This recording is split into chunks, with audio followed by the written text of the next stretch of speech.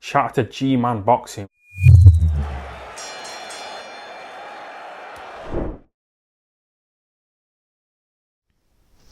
Alright, people.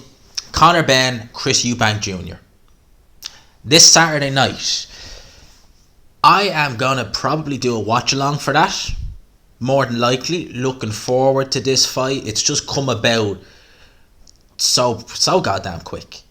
Now, if I'm doing a watch along, it's not going to be a long watch along, if you know what I mean, because the undercard is not great. The undercard is garbage. Let's not beat around the bush here. It's a garbage undercard. I'm not interested in any of the fights on the undercard, but I'm interested in the main event. Now, Eubank versus Benn.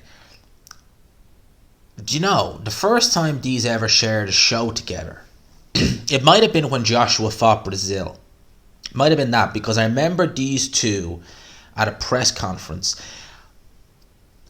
I can't remember who it was, but I know, I think it was Eubank Sr. was having a go at one of Conor Benn's, not Conor Benn himself, but someone in his team.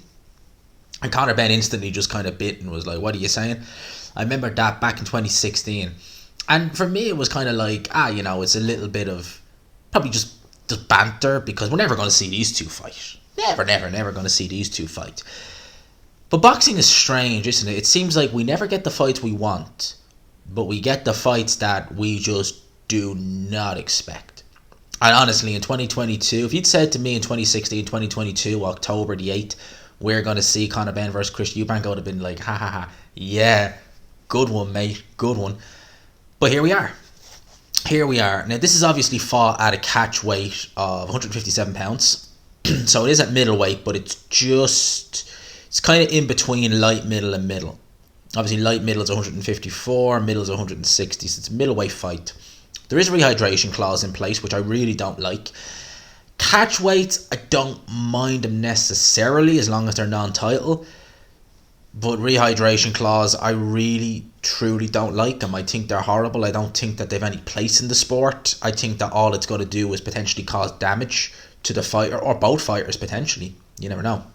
So, personally, I'd like to see them done away with, but as is the case, we have one in this fight.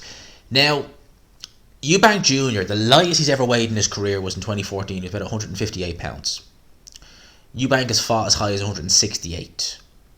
So, he's going to be cutting down basically an extra 3 pounds from what he's used to. And he's not going to be able to fully rehydrate himself straight after. He's going to have to work, because there is fines. Now, he may choose to ignore that and kind of come in heavy, as in miss the rehydration clause, because he'd be like, what, it's a couple of $100,000, I'm getting a couple of million, there you go. At the end of the day, they're not going to pull this show at the 11th hour, especially if it's been pay-per-view and people have bought it just ain't going to happen. So, could potentially come in heavy. Conor Benn is a welterweight, not a massive welterweight, it has to be said, on the smaller scale. So for him, he's going to be coming in 10 pounds heavier than he's ever weighed in before. So it's really going to be interesting. It's going to be interesting to see, does he come in and just not cut any weight, or is he going to try and pack some excess muscle on? We've seen that with fighters sometimes. Now, for me, I prefer, as I've said several times, when a fighter just does the weight naturally. If they're going up naturally, just do it naturally, because at the end of the day, especially when someone who's not a natural middleweight, if you pack weight on, you then have to take that weight back off again to come back down to your normal weight. And when you're doing it with muscle, you got problems. Put it like that, you get problems with that.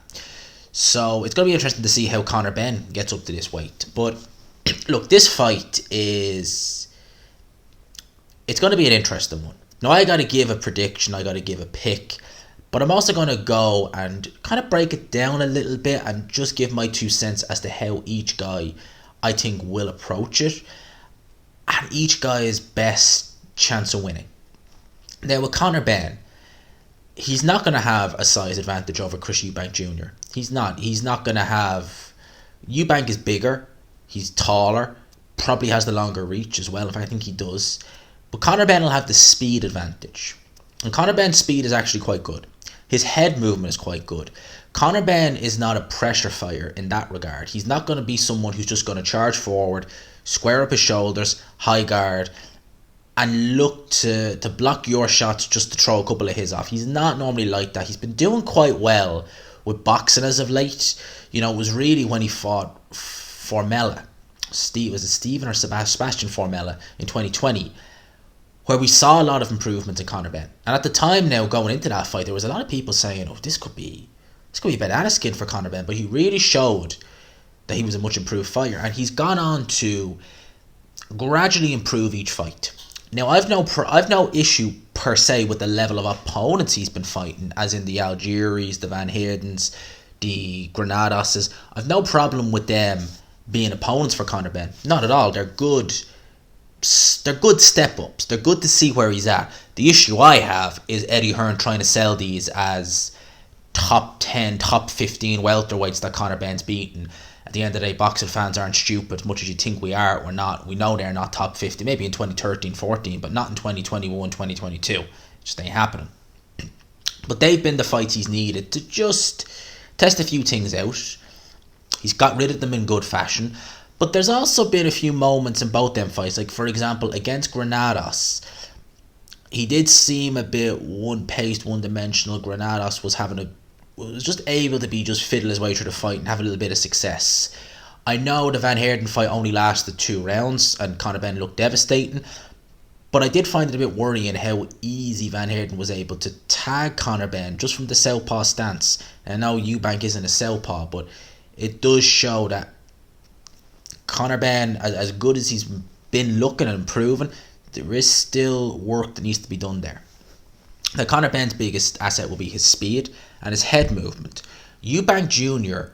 is very much a fighter who likes his opponents to come at him. When opponents come at Eubank and he's not having to go looking, he can look quite devastating. You know, we've seen that. He went through a phase where he was just seemingly only fighting pressure fighters. Your Avni Yildirim's, your Arthur Abrahams, your Renald Quinlan's. He was only really fighting those type of guys. I was looking devastating doing it. But alas, he had to go and face someone like George Groves, who is not a pressure fighter, who will box at long range. And we saw what happened there against George Groves. A variety of things happened in that fight, but one of them was he just couldn't get into any kind of rhythm. He was looking for shots all night that weren't there and could never stamp his authority on the fight. And not just George Groves. Fighters like Korobov, the issues, I know that fight only went 2 rounds, Korobov got injured, but you could see that was going to be, if he hadn't got injured, it was going to be a long night for Eubank. Against James DeGale, you know, when James DeGale did get his feet underneath him and box, you could see that he was the better boxer of the two, and you could see that Eubank was struggling a little bit in there. Now, Conor Benn is faster than those guys. He has better speed. He's got very good footwork. He's good at getting in and out of range. So I think that Conor Benn, the speed and his movement, his head movement specifically, is going to give Eubank Jr. some bother. I think there's an element of complacency for Eubank Jr. You know, we've heard very little about Roy Jones. He actually said he's going to be training himself for this fight. You know,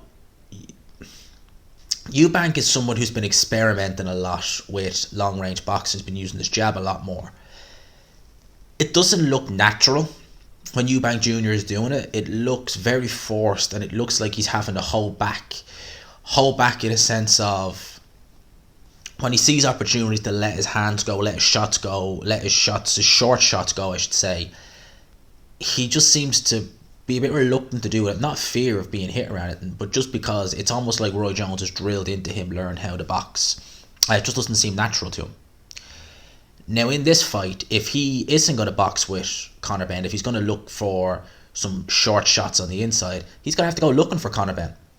And I'm telling you now, Eubank is not good at chasing opponents down. He's not particularly amazing at cutting off the ring. Even when he boxes long range, Eubank Jr. for a while had a very bad elbow. Very bad problems with his elbow. What did they call it? It's not athlete's elbow, tennis elbow. Where he was having trouble with that, which is one of the reasons why his hooks and uppercuts were so good, because he had a lot of trouble with that. Now, that doesn't seem to have reoccurred, certainly over the last 2 years. Anyway, it hasn't seemed to. But his long range boxing just doesn't. For me, from the outside looking in, it still needs a lot to be desired. Not be desired there. And Conor Benn, as I said, with his speed and head movement, if Eubank is looking to hunt him down, he can keep moving and maybe trying to counter Eubank, walk Eubank onto some shots. Could be interesting.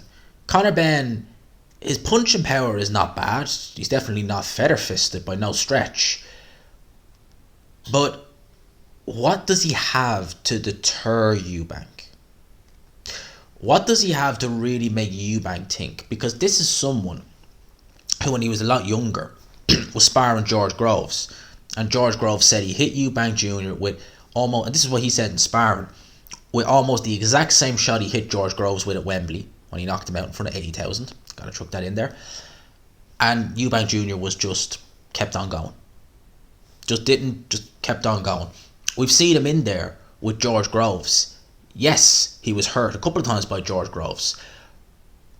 But he was never, well, he was dropped, but it wasn't like he was flat on his back. His knee touched down in the second round from a jab. And he respected Groves' power. He was definitely wary of it. But George Groves and Conor Benn, in my opinion, in terms of punching power, Conor Benn is, say, here. Groves is way up here.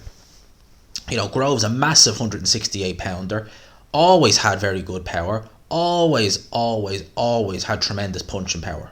Always had. So taking his shots and going to Conor Benn, it's going to be different. Conor Benn is not going to hit as hard. He might have some pop to him, but I don't think it's anything Eubank will not have already felt in his career. And that experience, the fact Eubank Jr. is the older of the two by a couple of years now. I think Conor Benn's only 25, 26. Eubank's 33. I think that experience is going to stand Eubank in good stead. The biggest worry for Chris Eubank is, well, there's two things. One is the overconfidence. He really does seem like he has the notion of like he's taking candy from a baby. And that's what it seems from the outside looking in. It seems like Eubank just seems like this is a gimme fight, this is an easy fight. I'm going to knock this kid out in a couple of rounds. Going to go eat whatever the hell I want after and sail off into the sunset with a nice big bag full of money. That's the way he seems it. Could that complacency come back to bite him? Could he get in there and then realise, hang on a sec, this kid is fast. I can't pin this kid down. I'm not able to box with this kid because he's so fast. And then all of a sudden you have your come to Jesus moment where you're just like, oh crap, I need some proper guidance. Oh, I don't have any guidance. Oh, I need a proper, a real example in sparring. Didn't have that. What do I do now? And you get that moment. At the end of the day, a big worry I have about Eubank is he's capitulated twice on the big stage. Billy Joe and George Groves. Mentally, not physically, mentally, which some would argue is worse. Boxing is 80% mental. Now, going into the George Groves fight, Eubank had a very dismissive attitude towards George Groves. Not quite like this, but he believed he was superior. Talked about how he's going to hurt George Groves and this, that, and the other, and a lot of people really were pulling towards Eubank. I wasn't doing videos at the time, but I remember watching Hatman's videos at the time. And he was favouring. He said it would be close, but he was favouring Eubank. And I wonder if the talk from Eubank made a lot of people... Because at the time, look, you just take my word for it. At the time, I was picking George Groves heavily to beat Eubank on points. Tony might even stop him. And I was thinking, Eubank is just... He's talking a good game. But that's all it is. Can he do it on fight night? And when we got the fight night, he couldn't do it. It was just like Billy Joe. If anything, it was worse because Groves didn't gas. His shoulder blew out in the last round. But other than that, he was in complete control. The whole fight. The entire fight. It wasn't just that Eubank couldn't land on him. It was just that he just was oblivious. He was just gone in the ring. He didn't know what to do. He let the occasion get to him. And all that bravado, all that bigging himself up, all that talk, it was for nothing at the end. It literally was for nothing at the end because he let it all go on the big stage. So he's done that twice. Now you might turn around and say, but gee, James DeGale. James DeGale, that's the worst I've ever seen him. He made that fight easier for Eubank by closing the distance down himself. And I don't think it was as big an occasion James DeGale as George Groves was. Billy Joe, that was his first real big clash, big domestic clash, and I think that was on the undercard of Chisora Fury 2. So on a big show, co-main, British title. Against Groves, that was a world title fight. Against DeGale, it was just a normal non-title fight. It might have been for an IBO, but we don't count that. So that's all it really was. James DeGale didn't have the pulling power of George Groves. He didn't. Not say George Groves was a massive name or anything like that, but it almost looked like that was the way Eubank Jr. viewed it. That he was just, I'm in here with George Groves. Almost like that got to him. Now I wonder with this, because of the pressure stemming from the rivalry that both of their fathers had, will that play on Eubank Jr.'s mind? That his father was able to beat Nigel Benn. Can he not beat Conor Benn? Will that play on his mind? Because if it's happened to a fighter once and it's happened to Eubank twice, it can happen again. And bear in mind, he's not been on the big stage. You could say Liam Williams, alright, that big enough fight, but this is big stage. The O2 is going to be packed. I've heard rumours about this and who's going to it. It is going to be packed. So it is going to be a big event. All eyes of the world are going to be on these guys. How is Conor Benn going to handle it? How is Eubank going to handle it? In terms of what Eubank is how I think he should win this fight. Eubank Jr. is going to look to try and use his jab. I think that he needs to use his jab. I think that a jab can take you around the world. Even if a guy is faster than you, even if he's got great head movement, if you just stick a jab on him and it's a good solid jab, then you force Conor Benn to come to you. If you just take center ring and you force Conor Benn to come to you, we've seen that he can walk onto shots. You walked Liam Williams onto shots. Surely you can do that again. You will still have the size advantage on him. If you can even get Conor Benn to where he's up against the ropes and unload some of those combinations on him that you're famous for, or at least you were because you were younger back then, we don't know how it's going to be now. I suspect Eubank will have a lot of success. I suspect that if he sticks to boxing, because I feel if he pressures Conor Benn, he's going to look very sloppy pressuring Conor Benn. And I just don't see it, catching the eye of the judges, and I don't see it being, certainly early on, I don't see it being that effective. Maybe later on in the fight, yeah, but early on, I don't see it being that effective. I think the best thing he can do is try and box Conor Benn, try and counter punch him, because I think Conor Benn is there to be countered. I know his head movement is very good, but guys like Chris Algieri and Van Heerden just didn't have it in the tank to be able to do anything with that. I think Eubank can. I think that when Conor Benn starts to inevitably slow down a little bit down the stretch, that's when the pressure might work. And that's when I think Eubank Jr. is really going to have success with Conor Benn. And Conor Benn has never been in there with a puncher. He's never been in there with a puncher. And Eubank Jr., I don't consider him a massive, devastating puncher, but he definitely hits respectably hard. Respectably hard. And I genuinely think he's going to have Conor Benn down at some point in this fight. I don't think Benn will have Eubank down. I'd be very, very surprised if he did. I think Eubank will have Benn down. And I think that's how it's going to be. I think Eubank's going to just box Conor Benn, try and stick a jab on him, look to counter him with right hands. And when Conor Benn starts to inevitably slow down, maybe he's getting hit with jabs, maybe he's getting tired because God knows he could have put on excess weight to get this bit of lactic acid in the muscles, you will get tired. It will slow you down. And then I think the pressure will start. The uppercuts will come in, the hooks will come in. And my pick is mid-rounds, round 7 to 10, Eubank Jr. stops Conor Benn. Whether he stops him standing or whether he stops him on the canvas, either or. I don't see this fight going to points. I see Eubank stopping Conor Benn. Mid-rounds. 6th round to the 10th. 6th to the 10th. I would say after that, it's going to be Eubank stopping Conor Benn. That's my pick on this fight. Now, be interested to know your thoughts in the comment section. Leave them below.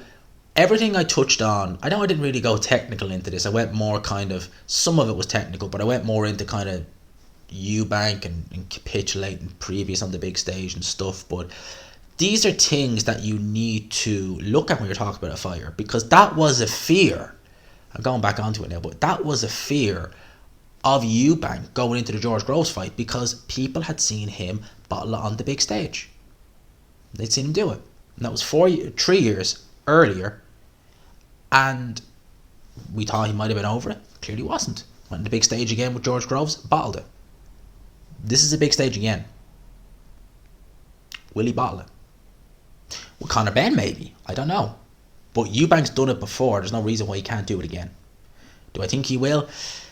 Again, hard to say. Hard to say. Very hard to say. But I don't think it really would make that much of a difference. I still think he'd beat Conor Benn, to be honest with you. And I've gone with Eubank to win this fight. Stoppage mid-rounds. Let me know your thoughts in the comment section below, people. I hope you enjoyed the video. Smash the like button if you could. Hit subscribe, of course, if you haven't already. We will get a live stream on tomorrow. Might even get a few guests on. Who knows? Wait and see. For now, lads and lassies, I will talk to you. Have a great evening. Peace.